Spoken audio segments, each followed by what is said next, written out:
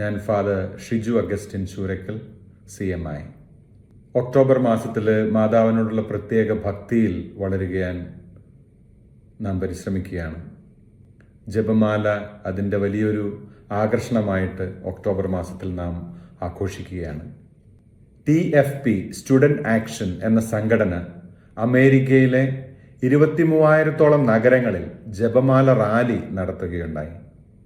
New York നഗരത്തിൻ്റെ ഹൃദയഭാഗത്ത് മൻഹാറ്റനിൽ സ്ഥിതി ചെയ്യുന്ന സെന്റ് പാട്രിക് കത്തീഡ്രലിന്റെ മുമ്പിൽ നടത്തിയ ജപമാല റാലിയുടെ ദൃശ്യങ്ങളാണ് ഇപ്പോൾ കാണുന്നത്.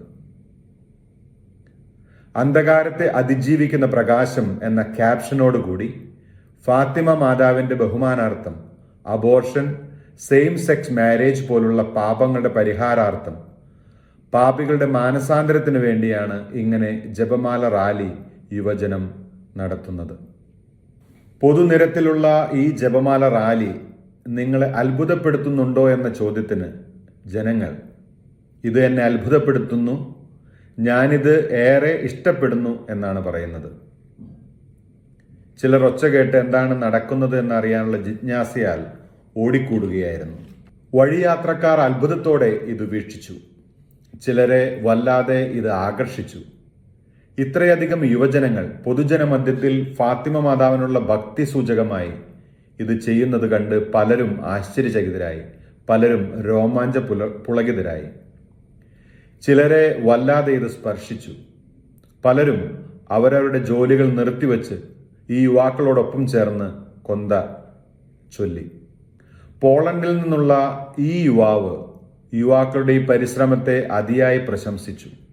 ഈ പ്രാർത്ഥന നടത്തിയതിൽ അതിയായ സന്തോഷം രേഖപ്പെടുത്തി.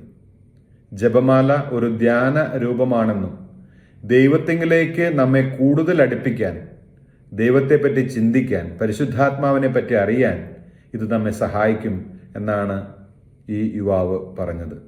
മെക്സിക്കോ സിറ്റിയിൽ നിന്നുള്ള മറ്റൊരു സ്ത്രീക്ക് ജപമാല എന്നത് പൈശാചിക ശക്തിക്കെതിരെ പോരാടാനുള്ള ഏറ്റവും ശക്തമായ ആയുധമായിട്ടാണ് അനുഭവിച്ചത്.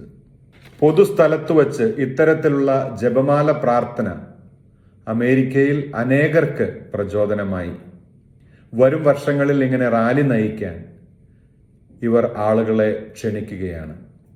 TFP student action, university students, ഇവർ നടത്തുന്ന ഈ സംഘടനയിലേക്ക് അവരുടെ വെബ്സൈറ്റിലൂടെ രജിസ്റ്റർ ചെയ്യാൻ ഏവരെയും ക്ഷണിക്കുന്നു.